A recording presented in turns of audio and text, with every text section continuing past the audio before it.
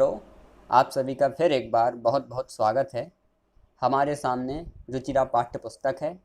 आज हम कक्षा 7 का पाठ 1 प्रथमः पाठः पढ़ेंगे, जिसका नाम है सुभाषितानि। सुभाषितानि शब्द दो शब्दों से मिलकर के बना है, सु प्लस भाषितानि। सु मतलब होता है सुंदर या फिर मधुर, और भाषितानि मतलब होता है वाक्य या वचन। मधुर वाक्यों को या मीठे वचनों को हम सुभाषितानि कहते हैं। मीठे वचनों को हम सुभाषित कहते हैं, और चूंकि इस पाठ में बहुत सारे मीठे वचन दिए गए हैं, इस कारण से बहुवचन का शब्द बनेगा सुभाषितानि। पाठ का नाम है सुभाषितानि, मतलब मधुर मधुर वाक्य, मीठे मीठे वाक्य। सबसे पहले अपन श्लोक को पढ़ेंगे और उसके बाद उसका अर्थ देखेंगे। सबसे पहला श्लोक है, पृथिव्यां त्रीणि रत्नानि जलमन्नं सुभाषितं मूढ़ैः पाषाणखण्डेषु रत्नसंज्ञा विधीयते। अब इसका अर्थ देखते हैं। पृथिव्यां, पृथिव्यां मतलब होता है पृथ्वी पर। त्रीणि, त्रीणि मतलब तीन। रत्नानि, रत्नानि मतलब रतन या रत्न। पृथ्वी पर तीन रत्न हैं। कौन कौन से हैं? जलमन्नम सुभाषितम। जलमन्नम, जलमन्नम को अगर अपन अलग अलग करेंगे तो जलम प्लस अन्नम, तो जल और अन्न, ये दो रत्न हैं। और तीसरा रत्न है सुभाषितम। सुभाषितम मतलब मीठे वाक्य, मधुर वाक्य। तो पृथिव्यां त्रीणि रत्नानि, पृथ्वी पर तीन रत्न हैं। कौन कौन से हैं? जलमन्नम सुभाषितम, जल, अन्न, अन्नम, अन्न खाने की चीज़ों को अपन अन्न बोलते हैं या अनाज। सुभाषितम, सुभाषित मतलब मधुर मधुर वाक्य। तो पृथ्वी पर तीन रत्न हैं, एक तो जल, दूसरा अन्न और तीसरा सुभाषित। नीचे की लाइन में कहा है, मूढ़ैः पाषाण खंडेषु रत्न संज्ञा विधीयते। मूढ़ैः, मूढ़ैः मतलब होता है मूर्ख व्यक्तियों द्वारा। पाषाण खंडेषु, पाषाण मतलब होता है पत्थर, और खंडेषु मतलब होता है टुकड़ों में, पत्थर के टुकड़ों में। मूर्ख लोगों के द्वारा पत्थर के टुकड़ों में रत्न संज्ञा, रत्न संज्ञा मतलब होता है नाम, रत्नों का नाम विधीयते, विधीयते मतलब दिया जाता है। पूरे का मतलब है, पृथिव्यां त्रीणि रत्नानि, पृथ्वी पर तीन रत्न हैं। जलमन्नम सुभाषितम, जल, अन्न और सुभाषित।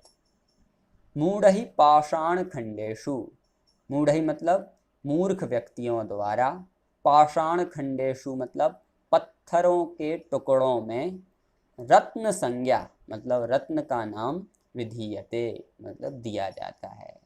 पृथ्वी पर तीन रत्न हैं, जल, अन्न और सुभाषित, लेकिन मूर्ख लोगों द्वारा पत्थरों के टुकड़ों में रत्न का नाम दिया जाता है। इस श्लोक में हमें वास्तविक रत्न की पहचान बता रहे हैं कि वास्तव में रत्न कौन है, क्योंकि हम तो उन्हीं रत्न समझते हैं जो खानों में निकलते हैं। हम कोई भी खान को खोदते हैं और उसमें कोई पत्थर जैसे टुकड़े निकलते हैं जो बहुत चमकीले होते हैं, हम तो उनको रत्न मानते हैं। लेकिन यहाँ पर बताया गया है कि वास्तव में रत्न कौन है? जल, अन्न और सुभाषित, ये तीन रत्न हैं। और पत्थर के जो टुकड़े खदान में निकलते हैं, उनको तो कौन व्यक्ति रत्न मानता है? तो यहाँ पे बताया है मूढ़ैः, मूढ़ैः मतलब मूर्ख लोग उनको रत्न मानते हैं। मतलब अगर अपन पत्थर के टुकड़ों को रत्न मानते हैं तो वास्तव में हमें यहाँ पर मूर्ख कहा जा रहा है, क्योंकि वास्तव में वो पत्थर के टुकड़े रत्न नहीं हैं। रत्न तो कौन है? जल, अन्न और सुभाषित, ये तीन रत्न हैं। तो इस प्रकार से पहले श्लोक का अर्थ हुआ। एक बार फिर से मैं श्लोक को पढ़ूंगा, उसके बाद अपन दूसरे श्लोक का अर्थ देखेंगे। पृथिव्यां त्रीणि रत्नानि जलमन्नं सुभाषितं मूढ़हि पाषाणखण्डेषु रत्न संज्ञा विधीयते। इस प्रकार से आपको पढ़ना है। दूसरा श्लोक है सत्येन धार्यते पृथ्वी सत्येन तपते रविः सत्येन वाति वायुश्च सर्वं सत्ये प्रतिष्ठितम्। अब अपन अर्थ देखते हैं। सत्येन धार्यते पृथ्वी, सत्येन मतलब होता है सत्य के द्वारा। धार्यते, धार्यते मतलब धारण करती है। पृथ्वी, पृथ्वी मतलब पृथ्वी, पृथ्वी सत्य के द्वारा धारण करती है। सत्येन तपते रविः, सत्येन मतलब सत्य के द्वारा, तपते, तपते मतलब तपता है या प्रकाश देता है। रवि, रवि मतलब होता है सूर्य। सत्य के द्वारा सूर्य तपता है या फिर जलता है या फिर प्रकाश देता है। नीचे की लाइन पे आ जाइए। सत्येन वाति वायुश्च, सत्येन मतलब सत्य के द्वारा, वाति, वाति मतलब होता है बहती है। क्या बहती है? वायुश्च, वायु, वायु मतलब हवा, च मतलब और, सत्य के द्वारा ही हवा बहती है। सर्वम सत्ये प्रतिष्ठितम, सर्वम मतलब सब कुछ, सत्य मतलब सत्य में, प्रतिष्ठितम, प्रतिष्ठितम मतलब स्थित है। सब कुछ सत्य में ही स्थित है। मतलब इस श्लोक में यह बताया जा रहा है कि सब कुछ सत्य के कारण से ही होता है, सत्य के अलावा और कोई कारण नहीं है जिससे कुछ होता हो। क्या क्या बोला है, क्या क्या होता है? सत्येन धार्यते पृथ्वी, मतलब पृथ्वी सत्य के द्वारा धारण करती है। सत्येन तपते रविः, मतलब सूर्य सत्य के द्वारा ही तपता है या प्रकाश देता है। सत्येन वाति वायुश्च, सत्य के द्वारा ही वायु, वायु मतलब हवा, और वाति, वाति मतलब बहती है। सत्य के द्वारा ही हवा बहती है।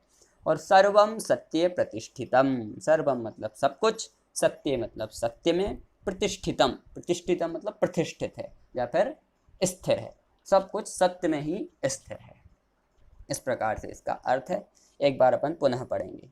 सत्येन धार्यते पृथ्वी सत्येन तपते रविः सत्येन वाति वायुश्च सर्वं सत्ये प्रतिष्ठितम्। तीसरे नंबर का श्लोक। दाने तपसि शौर्ये च विज्ञाने विनये नये विस्मयो नहि कर्तव्यो बहुरत्ना वसुंधरा। इसका अर्थ देखते हैं अपन। सबसे अंत में कहा है बहुरत्ना वसुंधरा। बहुरत्ना मतलब होता है बहुत रत्नों वाली, बहु मतलब बहुत और रत्ना मतलब रत्नों वाली, बहुत रत्नों वाली वसुंधरा। वसुंधरा मतलब क्या होता है? पृथ्वी या फिर धरती। धरती बहुत रत्नों वाली है। बहुरत्ना वसुंधरा मतलब धरती बहुत रत्नों वाली है। अब कौन कौन से रत्न हैं पृथ्वी पर तो बताया जा रहा है। अब ऊपर देखिए सबसे। दाने तपसी शौर्य च, दाने, दाने मतलब दान में, दान देने में। तपसी, तपसी मतलब तप करने में, तपस्या करने में। शौर्य, शौर्य मतलब बल, शौर्य मतलब होता है बल, बल में। च मतलब और, दान में, तपस्या में और बल में। विज्ञाने, विज्ञाने मतलब विज्ञान में। विनय, विनय मतलब विनय में, किसी का आदर करना उसको विनय कहते हैं, तो विनय में या फिर आदर करने में। नये, नये मतलब होता है नीति में। विस्मयो, विस्मयो मतलब होता है आश्चर्य। न, न मतलब नहीं, और ही मतलब निश्चित ही। कर्तव्यो मतलब करना चाहिए। विस्मयो मतलब आश्चर्य, न मतलब नहीं, ही मतलब निश्चित ही, और कर्तव्य मतलब करना चाहिए। निश्चित ही आश्चर्य नहीं करना चाहिए। या वास्तव में आश्चर्य नहीं करना चाहिए। किन किन में आश्चर्य नहीं करना चाहिए? दाने, दान में, तपसी, तपस्या में, शौर्य, बल में, विज्ञाने, विज्ञान में, विनय, विनय में, नए मतलब नीति में, विस्मयो नहीं कर्तव्यो, विस्मय नहीं करना चाहिए। विस्मय मतलब आश्चर्य नहीं करना चाहिए। क्यों नहीं करना चाहिए? क्योंकि बहुरत्ना वसुंधरा, क्योंकि जो पृथ्वी है, जो वसुंधरा है, वो बहुत रत्नों वाली है। मतलब जो इस श्लोक में इतनी चीज़ें गिनाई हैं, दान, तपस्या, बल, विज्ञान, विनय और नीति, ये बहुत सारे हैं जो गिनाई हैं, ये रत्न हैं। तो कह रहे हैं कि पृथ्वी पर बहुत सारे रत्न हैं, दान भी है, तपस्या भी है, बल है, विज्ञान है, विनय है, नय है, बहुत सारे पृथ्वी पर रत्न हैं। इस कारण से इन सभी को देख करके हमें विस्मय नहीं करना चाहिए, आश्चर्य नहीं करना चाहिए। इसका अर्थ ये हुआ कि दान में, तपस्या में, बल में, विज्ञान में, विनय में और नीति में हमें आश्चर्य नहीं करना चाहिए, क्योंकि पृथ्वी पर ऐसे बहुत सारे रत्न हैं। अब इस श्लोक को अपन एक बार फिर पढ़ेंगे। दाने तपसी शौर्ये च विज्ञाने विनये नये विस्मयो नहि कर्तव्यो बहुरत्ना वसुंधरा। चौथे नंबर का श्लोक देखते हैं अपन। सद्भिरेव सहासीत सद्भिः कुर्वीत संगतिम सद्भिर्विवादं मैत्रीं च न सद्भिः किंचिदाचरेत्। एक बार फिर पढ़ेंगे अपन। सद्भिरेव सहासीत सद्भिः कुर्वीत संगतिम सद्भिर्विवादं मैत्रीं च न सद्भिः किंचिदाचरेत्। इस श्लोक में सज्जन व्यक्तियों का महत्व बताया गया है। क्या कहा गया है? सद्भिरेव, सद्भिरेव को अपन अलग अलग करेंगे तो सद्भिः प्लस एव निकलेगा। सद्भिः, सद्भिः मतलब होता है सज्जनों के द्वारा या सज्जनों से, और एव मतलब होता है ही, सज्जनों से ही। सहासीत, सहासीत को अलग अलग करेंगे तो सह प्लस आसीत। सह मतलब होता है साथ में और आसीत मतलब होता है बैठना चाहिए। तो सज्जनों के साथ ही बैठना चाहिए। फिर सद्भिः, सद्भिः मतलब सज्जनों के साथ या सज्जनों के द्वारा। कुर्वीत, कुर्वीत मतलब करना चाहिए। संगतिम, संगतिम मतलब संगति, मतलब हमें अपनी संगति सज्जन व्यक्तियों के साथ ही करनी चाहिए। नीचे की लाइन में क्या बोला है? सद्भिर्विवादम, अलग अलग करेंगे तो निकलेगा सद्भिः प्लस विवादम। सद्भि मतलब सज्जन व्यक्तियों के साथ, विवादम, विवादम मतलब झगड़ा, सज्जनों के साथ ही झगड़ा करना चाहिए। मैत्रीं च, और मित्रता करनी चाहिए। सज्जनों के साथ ही झगड़ा करना चाहिए और सज्जनों के साथ ही मित्रता करनी चाहिए। अब हम सोचें तो हमने ये तो सुना है कि सज्जनों के साथ मित्रता करना चाहिए, लेकिन विवादम, विवादम मतलब झगड़ा, तो सज्जनों के साथ क्या झगड़ा भी करना चाहिए? तो यहाँ तो यही बोल रहे हैं कि हाँ, सज्जनों के साथ ही झगड़ा करना चाहिए। झगड़ा करने से मतलब ये है कि अगर अपन कोई बातों पर चर्चा करते हैं, वाद विवाद करते हैं, तो हमें वो सज्जन व्यक्तियों के साथ ही करना चाहिए। अगर हम झगड़ा कर रहे हैं तो वो भी हमें सज्जन व्यक्तियों के साथ ही करना चाहिए। क्यों? क्योंकि सज्जन व्यक्ति से अगर अपन झगड़ा भी कर रहे हैं तो भी सज्जन व्यक्ति हमें कुछ, हमारा कुछ बुरा नहीं चाहेंगे, वो हमें सच्चाई का रास्ता ही दिखाएंगे। और अगर अपन किसी बुरे व्यक्ति के साथ झगड़ा कर रहे हैं तो वो हमारा गलत भी कर सकते हैं। तो यहाँ पे कह रहे हैं कि अगर हम झगड़ा भी करते हैं तो वो भी सज्जन व्यक्तियों के साथ करना चाहिए। अगर हम मित्रता करते हैं वो भी सज्जन व्यक्तियों के साथ करना चाहिए। और अंत में बोला है ना सद्भिः किंचिदाचरेत्। ना सद्भिः, न अलग हो जाएगा और असद्भिः निकल आएगा। न प्लस असद्भिः। न मतलब होता है नहीं करना चाहिए। असद्भिः, सद्भिः मतलब था सज्जन व्यक्ति, तो असद्भिः मतलब हो जाएगा दुर्जन व्यक्ति, बुरे व्यक्तियों के साथ। किंचिद आचरेत, किंचित प्लस आचरेत। किंचित मतलब होता है थोड़ा सा भी, और आचरेत मतलब होता है व्यवहार करना चाहिए। असज्जन व्यक्तियों के साथ, बुरे व्यक्तियों के साथ थोड़ा सा भी व्यवहार नहीं करना चाहिए। फिर से देखें इसका अर्थ, सद्भिरेव सहासीत मतलब सज्जन व्यक्तियों के साथ ही बैठना चाहिए। सह प्लस आसीत, सह मतलब साथ और आसीत मतलब बैठना चाहिए। सद्भिः कुर्वीत संगतिम, सज्जन व्यक्तियों की संगति करनी चाहिए। सद्भिर विवादम मैत्रीम च, सज्जन व्यक्तियों के साथ ही विवाद करना चाहिए मतलब झगड़ा करना चाहिए, और सज्जन व्यक्तियों के साथ ही मित्रता करनी चाहिए। और ना सद्भिः किंचिद आचरेत, और जो व्यक्ति सज्जन नहीं है, न प्लस असद्भिः, न मतलब नहीं करना चाहिए, असद्भिः, असद्भिः मतलब बुरे व्यक्तियों के साथ, किंचिद आचरेत मतलब थोड़ा सा भी व्यवहार, बुरे व्यक्तियों के साथ थोड़ा सा भी व्यवहार नहीं करना चाहिए। एक बार फिर से इस श्लोक को पढ़ते हैं। सद्भिरेव सहासीत सद्भिः कुर्वीत संगतिम सद्भिर्विवादं मैत्रीं च न सद्भिः किंचिदाचरे। 5वें नंबर के श्लोक पर आते हैं अपन। धन धान्य प्रयोगेषु विद्यायाः संग्रहेषु च आहारे व्यवहारे च त्यक्तलज्जः सुखी भवेत्। त्यक्तलज्जः सुखी भवेत्, अंत में लिखा है त्यक्त लज्जः सुखी भवेत्। त्यक्त मतलब त्यागने वाला या छोड़ने वाला। लज्जः, लज्जः मतलब होता है संकोच या शर्म। सुखी भवेत्, सुखी मतलब सुखी और भवेत् मतलब होता है।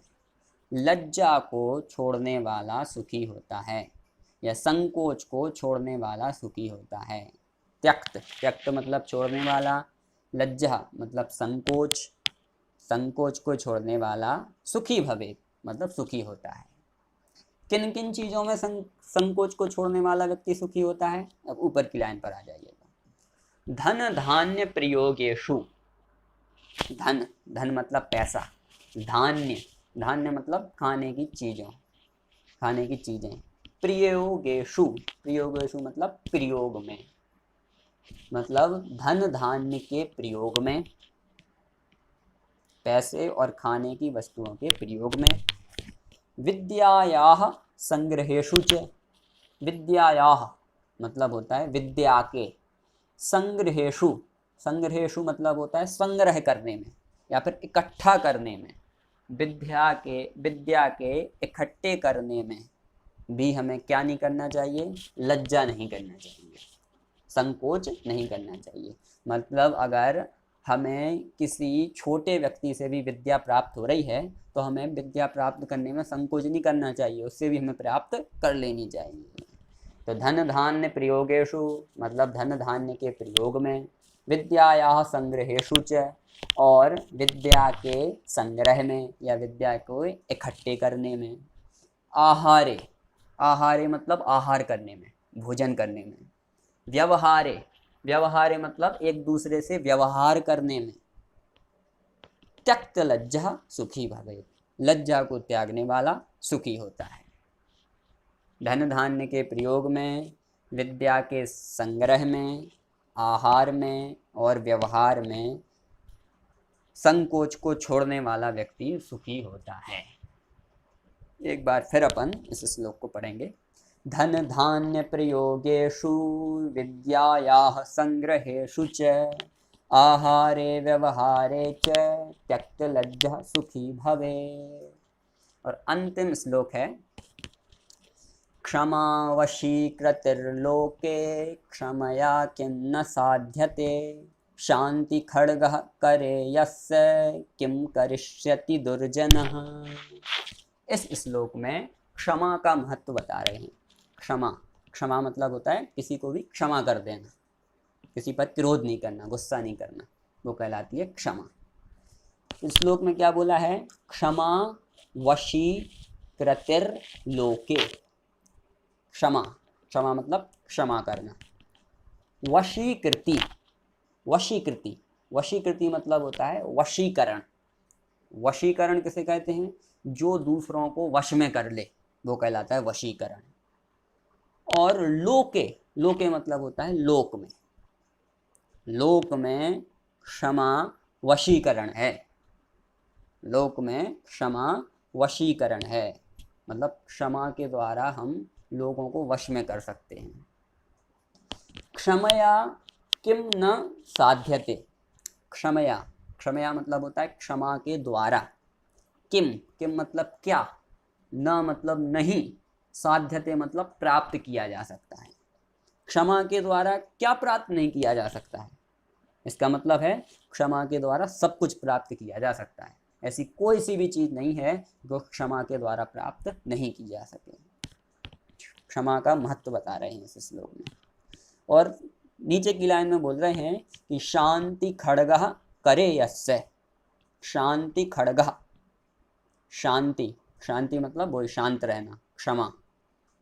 यहाँ पर क्षमा का पर्यायवाची शांति दिया हुआ है, ठीक है। तो क्षमा और शांति का मतलब एक ही है।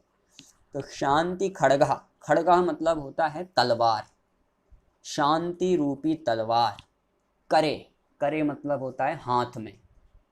यस, यस मतलब जिसके, जिसके हाथ में शांति रूपी तलवार है। हालांकि ये तलवार नहीं है लेकिन तलवार की उपमा दे रहे हैं, तलवार की उपमा दे रहे हैं, शांति की उपमा दे रहे हैं तलवार से। तो कह रहे हैं शांति खड्गः करे यस्य, यस्य मतलब जिसके, करे मतलब हाथ में, शांति खड्गः मतलब शांति रूपी तलवार है। किम करिष्यति दुर्जनः, किम मतलब क्या, करिष्यति मतलब करेगा, दुर्जनः, दुर्जनः मतलब बुरा व्यक्ति। जिसके हाथ में शांति रूपी तलवार है उसका बुरा व्यक्ति क्या करेगा, मतलब कुछ बिगाड़ सकता नहीं है। पूरे श्लोक का मतलब हो जाएगा कि लोक में क्षमा वशीकरण है। क्षमा से क्या नहीं किया जा सकता, अर्थात सब कुछ किया जा सकता है। जिसके हाथ में शांति रूपी तलवार है उस व्यक्ति का दुर्जन कुछ नहीं कर सकता, बुरे व्यक्ति उस व्यक्ति का कुछ भी नहीं बिगाड़ सकते। अब एक बार अपन पुनः इस श्लोक को पढ़ेंगे। क्षमा वशीकृतिर्लोके क्षमया किं न साध्यते, शांति खड्गः करे यस्य किं करिष्यति दुर्जनः। तो इस प्रकार से अपन ने आज कक्षा 7वीं का सुभाषितानि पहला पाठ पढ़ लिया है। इसका जो अभ्यास कार्य है वो अपन दूसरी कक्षा में देखेंगे। तब तक के लिए सभी को नमस्कार।